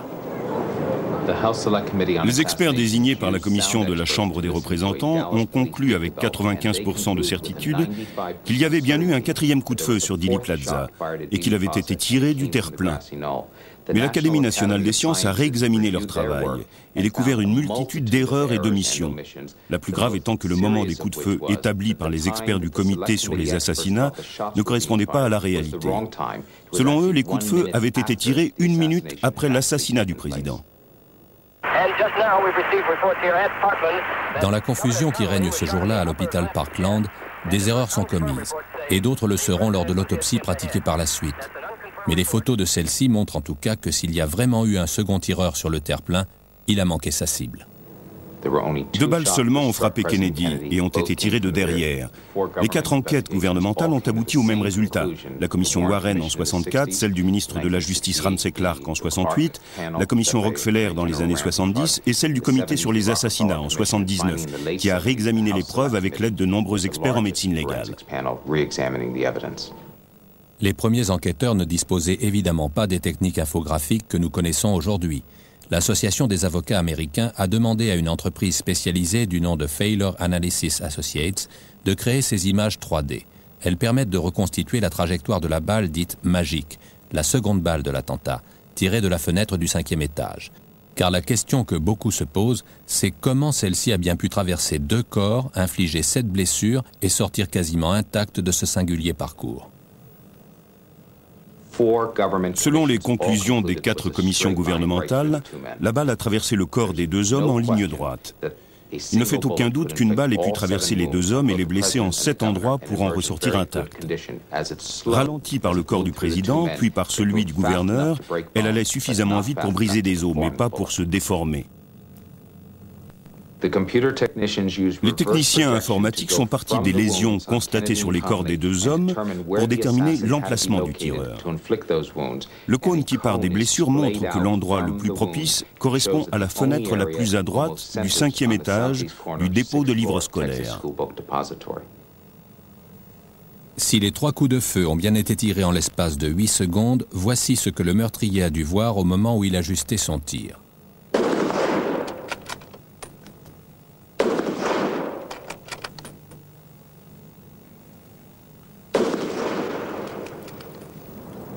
Après le 3e coup de feu, il ramena lentement son arme à l'intérieur, laissant 3 douilles sur le sol avant de prendre la fuite par les escaliers. Un fusil dont le chargeur contenait encore une balle fut découvert derrière des cartons après l'attentat. L'assassin dévale les escaliers. Oswald est aperçu 90 secondes après la fusillade près de la porte de la cafétéria, parfaitement calme. Un policier l'arrête, puis le laisse repartir.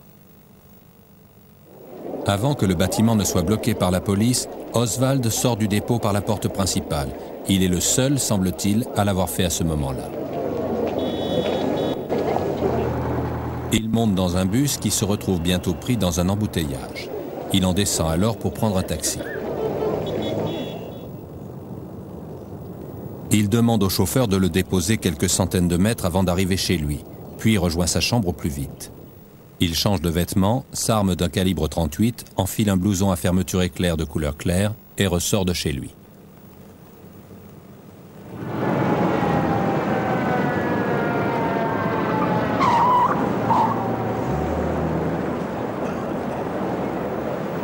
Pendant ce temps, la police diffuse déjà le signalement d'un suspect. L'accès au dépôt est interdit et les recherches commencent. Gerald Hill est l'un des policiers qui fouille le 5e étage. C'était sale, poussiéreux. C'était un ancien bâtiment avec un vieux plancher en bois. Il y avait des cartons un peu partout, et notamment une rangée de cartons empilés devant la fenêtre qui permettait à un tireur assis ou accroupi, embusqué en position de tir, de ne pas être vu par quiconque serait arrivé de l'ascenseur ou de la cage d'escalier à ce moment-là. La police reçoit un appel l'avertissant qu'une seconde fusillade vient d'avoir lieu. Tout ce que nous savions, c'était qu'un policier avait été abattu. Le numéro du véhicule nous a appris qu'il s'agissait de l'agent de police Tippit. L'agent J.D. Tippit a été abattu alors qu'il patrouillait la banlieue d'Oak Cliff. On a retrouvé son corps à côté de son véhicule. Sur les 7 témoins qui assistèrent à la scène, Jack Tatum fut sans aucun doute le mieux placé. Au moment où j'allais tourner à gauche pour prendre la 10e rue en venant de Denver, j'ai remarqué un homme vêtu d'un blouson à fermeture éclair de couleur claire et d'un pantalon plus foncé qui marchait dans ma direction. Et puis j'ai vu une voiture de police s'arrêter à sa hauteur. En m'approchant du véhicule, j'ai vu que l'homme qui s'était penché vers l'agent pour lui parler avait les 2 mains dans les poches de son blouson. J'ai continué jusqu'au croisement, et au moment où j'arrivais au milieu du croisement, j'ai entendu 3 ou peut-être 4 coups de feu. L'enquêteur indépendant Dale Myers a étudié en détail le scénario du meurtre de l'agent Tippit. Le meurtrier se trouvait à cet endroit lorsque Tippit a ralenti et s'est arrêté. Que Tippit l'ait appelé ou qu'il se soit dirigé vers la voiture de lui-même, l'homme s'est en tout cas penché vers l'agent pour lui parler pendant 10 à 20 secondes, pas davantage. Tippit est alors sorti du véhicule. L'homme a fait quelques pas et au moment où l'agent s'est trouvé en face de lui, il a sorti un revolver et tiré 3 fois sur Tippit. Puis il s'est arrêté derrière la voiture, a fait le tour de ce côté-là, s'est planté devant le véhicule et a tiré une balle dans la tête de l'agent. Il a alors regardé autour de lui, et puis il s'est mis à courir, assez lentement dans ma direction. J'ai mis en prise et j'ai démarré en l'observant dans le rétroviseur. Je le voyais parfaitement bien. Je me souviens qu'un détail m'a alors frappé. L'homme avait les lèvres qui remontaient légèrement vers le haut. Comme un sourire? Exactement, comme un sourire. Je n'étais qu'à 3-4 mètres du meurtrier et pour moi, ça ne fait aucun doute, c'était bien Lee Harvey Oswald. Juste après la fusillade, plusieurs employés d'un parking ont vu le meurtrier descendre cette rue. Il est arrivé ici et s'est caché derrière ce bâtiment. En 1963, c'était un parking et on a découvert un blouson sous cette voiture. Un blouson gris clair qui ressemblait étrangement à celui que portait Oswald en sortant de chez lui. On l'a ensuite vu, sans blouson, sur Jefferson, se cachant dans les magasins à chaque fois qu'une sirène annonçait l'arrivée d'un véhicule de police.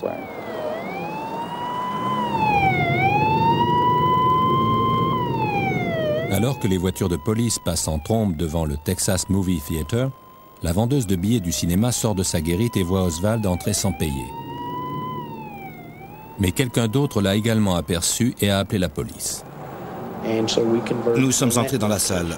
Moi, je me suis d'abord dirigé vers les balcons.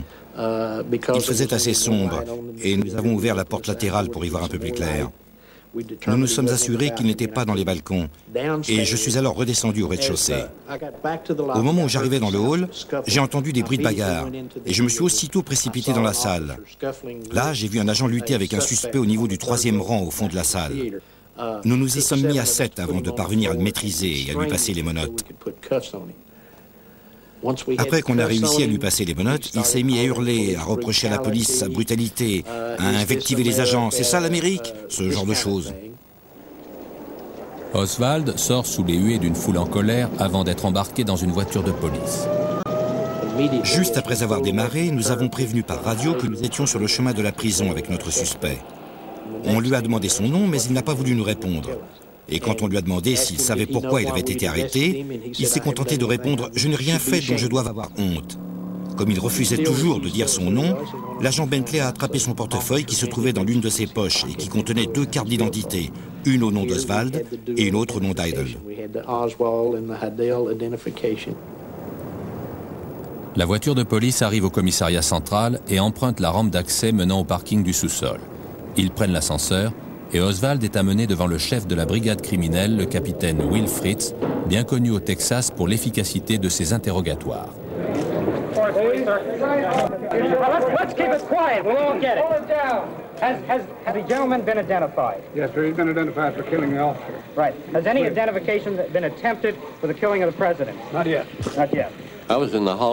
J'étais dans le hall avec tous les autres journalistes quand Fritz est arrivé pour me demander si, en tant que journaliste, j'avais des questions à poser à Oswald et m'a invité à le suivre dans la pièce où il était interrogé.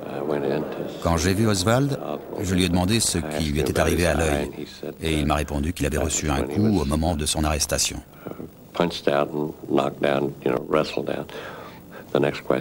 Je lui ai ensuite demandé pourquoi il avait tué l'agent Tippit et il m'a répondu de but en blanc.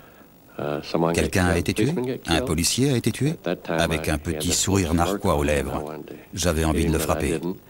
Juste après, je me suis rendu compte qu'il ne transpirait pas, qu'il n'y avait pas une goutte de sueur sur son front. Il était plus calme que tous les gens présents dans le bureau, que ce soit les agents du Secret Service, de la police, du FBI ou le procureur. Tout le monde était là.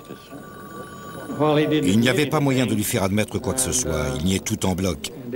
C'était le genre de type à qui il fallait démontrer point par point qu'il n'avait aucune chance d'échapper aux poursuites. C'est d'ailleurs une attitude qu'on rencontre souvent chez les criminels.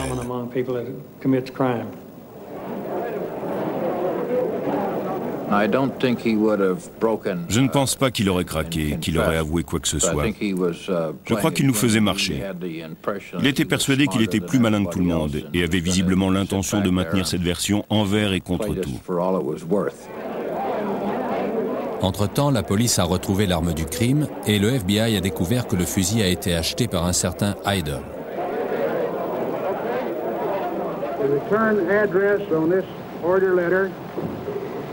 Was to the post office box in Dallas, Texas, of our suspect, Oswald.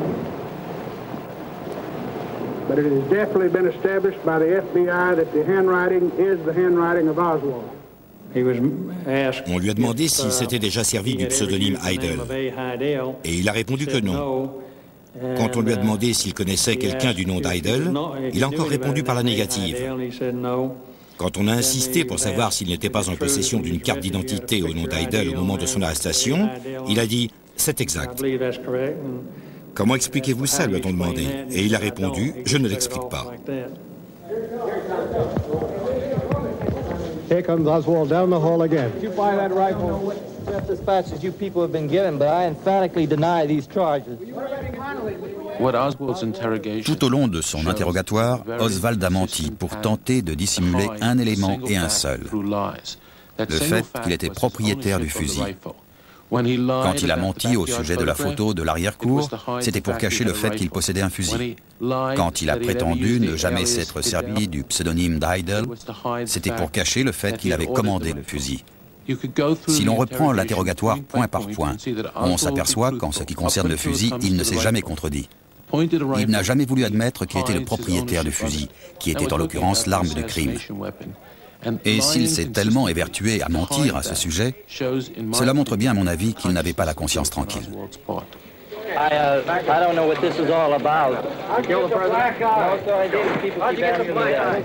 Sir? Shoot the president? I work in that building. Were you in the building at the time? Naturally, if I work in that building, yes, sir. Back up, man. Come on, man. No, they're taking me in because of the fact that I lived in the Soviet Union. I'm just a patsy. President?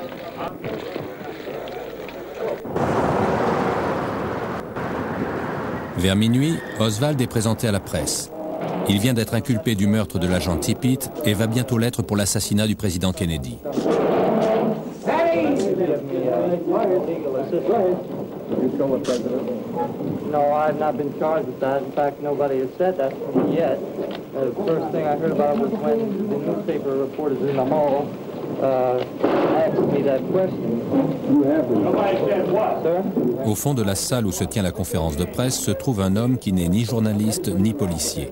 Un homme qui a toujours un revolver sur lui et qui entretient des liens avec le milieu. Et le fait que Jacob Rubinstein, connu sous le nom de Jack Ruby, ait abattu Oswald 36 heures après l'assassinat du président, fut sans doute l'un des principaux arguments en faveur de la thèse du complot. Si la pègre a vraiment joué un rôle dans l'assassinat du président et qu'elle a réussi à persuader Oswald de tuer Kennedy, elle ne pouvait courir le risque qu'il se mette un jour à parler. Tout semble indiquer que Ruby a suivi puis tué Oswald pour le réduire au silence. Indicateur à 16 heures, Jack Ruby met un point d'honneur à ce que les policiers qui assistent au numéro de striptease de son établissement soient particulièrement bien reçus.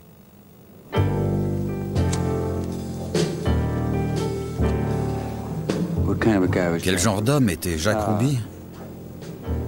Quelqu'un d'impulsif et qui s'emportait facilement. C'est pour ça d'ailleurs qu'on l'appelait Sparky, parce qu'il aimait bien la bagarre. Et si quelqu'un se tenait mal, il n'hésitait pas à le mettre dehors.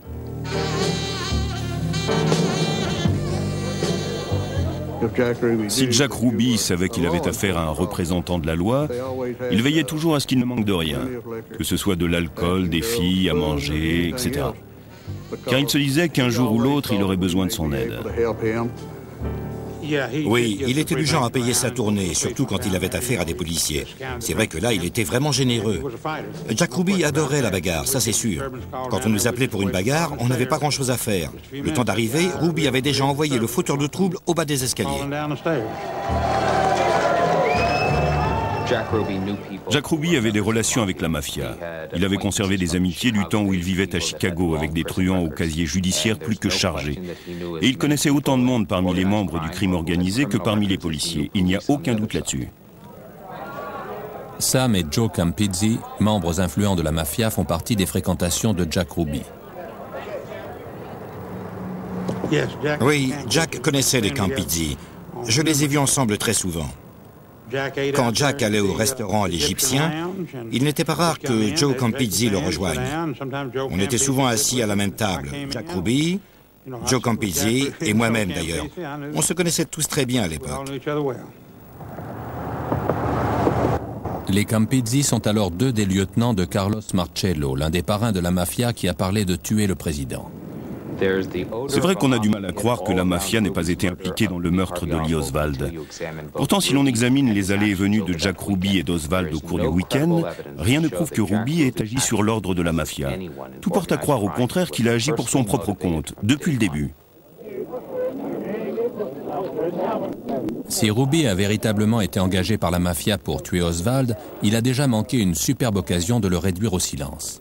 Je lui ai demandé s'il était déjà armé lors de la conférence de presse et il m'a répondu que oui. Et quand je lui ai demandé pourquoi il ne s'était pas servi de son arme à ce moment-là, il m'a répondu « J'avais peur de blesser l'un d'entre vous ».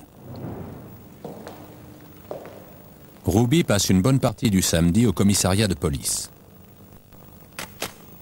Ce jour-là, on fait sortir Oswald de sa cellule pour des interrogatoires et des séances d'identification. Malgré ses longues heures passées à errer dans les couloirs du commissariat, Ruby n'a pas l'occasion ce jour-là de tirer sur Oswald. Mais il n'arrête pas de demander à quel moment il sera transféré à la prison du comté.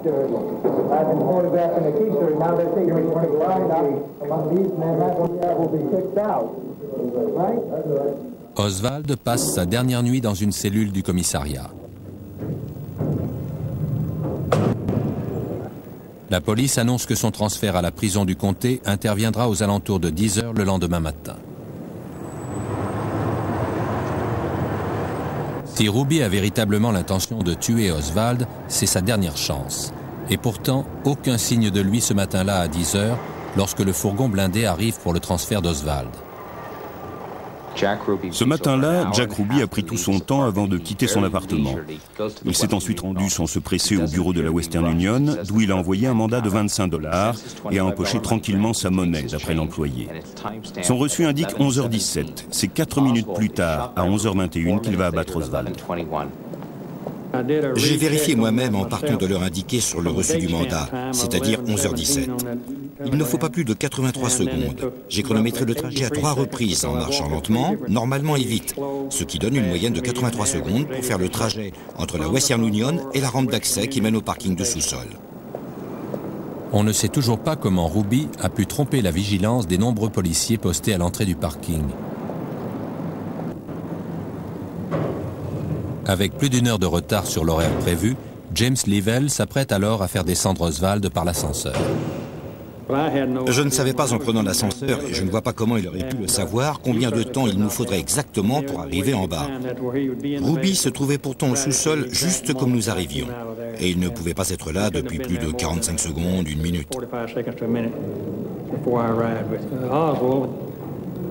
En costume clair et Stetson, James Leavell est l'agent qui escorte Oswald. Quand je lui ai passé les menottes, je me souviens lui avoir dit « Lee, si quelqu'un vous tire dessus, j'espère qu'il sera au moins aussi bon tireur que vous, car je n'avais pas envie qu'on se trompe de cible. » Ça l'a fait rire, et il m'a répondu « Ne soyez pas aussi pessimiste, personne ne me tirera dessus. » Quand on est sorti, j'ai été aveuglé par les flashs des photographes, je n'y voyais plus rien.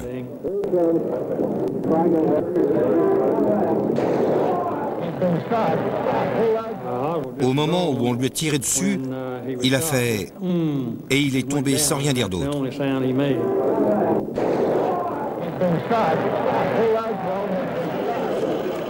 Le meurtre d'Oswald a-t-il été prémédité par la mafia ou Jack Ruby l'a-t-il abattu lors d'un de ses violents accès de rage?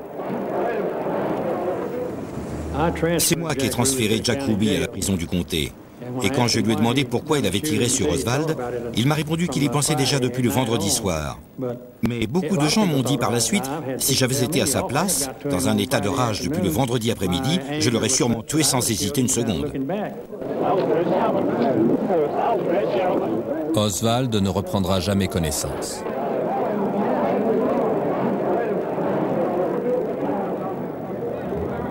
Captain, where will he be taken? I'm assuming Parkland Hospital. Parkland Hospital, the irony of ironies, the place where President John F. Kennedy died. The armored car now has been cleared out of the entranceway. The ambulance is leaving Dallas Police Headquarters. J'étais avec lui dans l'ambulance. J'essayais de prendre son pouls tandis que le médecin lui massait la poitrine pour qu'il puisse respirer.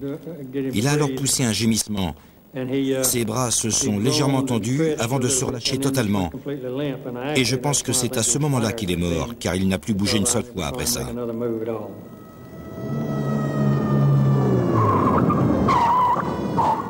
À l'hôpital Parkland, les médecins le déclarent mort.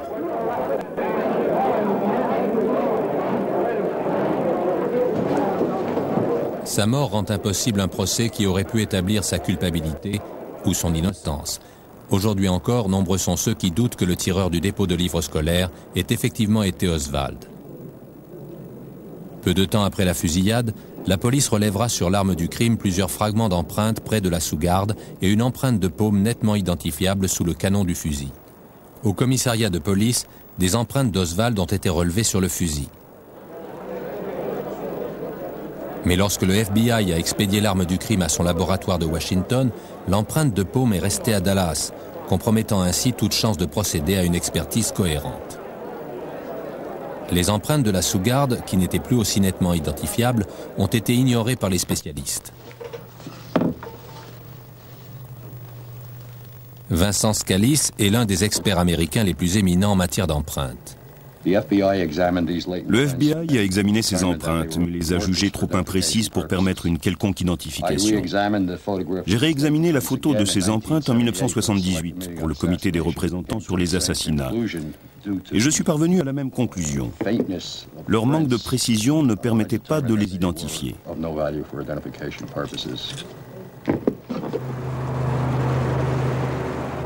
Il y a 30 ans, Rusty Livingston travaillait pour le laboratoire criminel de la police de Dallas. À l'époque, il fit plusieurs tirages des photos du fusil et des empreintes de la sous-garde qui avaient été prises sur les lieux du crime, et il a conservé un exemplaire des photographies.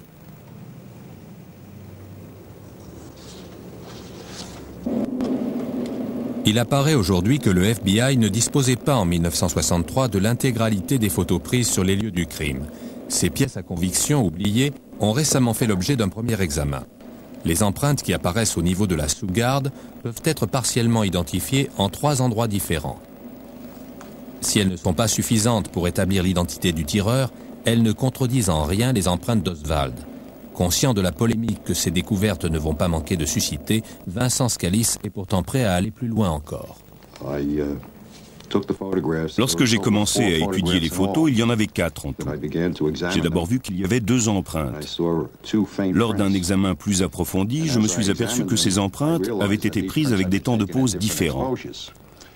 J'ai alors dû utiliser toutes les photos pour comparer les empreintes avec celles dont je disposais. Et c'est en les examinant que j'ai découvert, en orientant les photos selon des angles différents, que certains détails apparaissaient sur une photo, puis d'autres sur une seconde photo. Et en me servant ainsi des 4 photos avec des niveaux de contraste différents, j'ai pu constater que les 2 empreintes pouvaient être partiellement identifiées en 18 endroits différents. Ce qui correspond à mon avis à une découverte majeure dans l'enquête, car c'est la première fois que l'on peut affirmer avec certitude que les empreintes relevées sur le fusil sont bien celles de Lee Harvey Oswald. Il n'y a aucun doute là-dessus.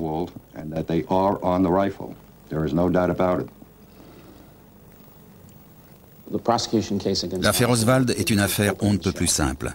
Si c'était son beau-frère qu'Oswald avait abattu à l'arrière d'une décapotable et non le président des États-Unis, il aurait été jugé, condamné et on l'aurait oublié au bout de 3 jours. Si la victime n'avait pas été le président, on ne se serait posé aucune question.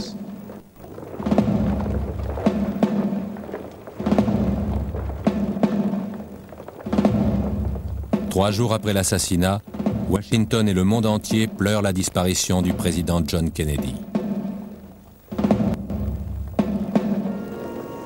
À Dallas, la police rend un dernier hommage à l'agent Tippit. Et ce même jour, on enterre la dépouille de Lee Harvey Oswald. La question n'est pas de savoir si Oswald a tué le président, mais de savoir si on l'a aidé. Cette question, on se l'a posée déjà 30 heures après l'attentat.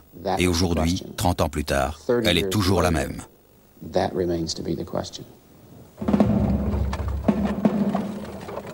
John Kennedy avait de nombreux ennemis. La mafia souhaitait sa mort.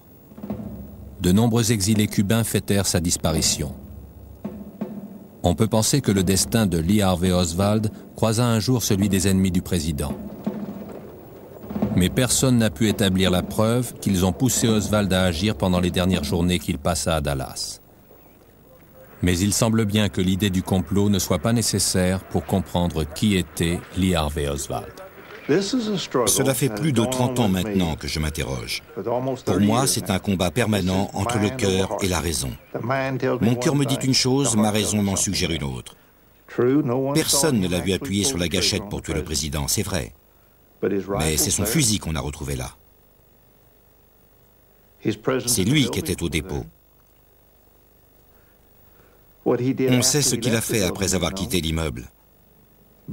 Il a pris un bus, un taxi, il est arrivé chez lui, il a pris son revolver, tué un agent, 5 ou 6 témoins l'ont vu.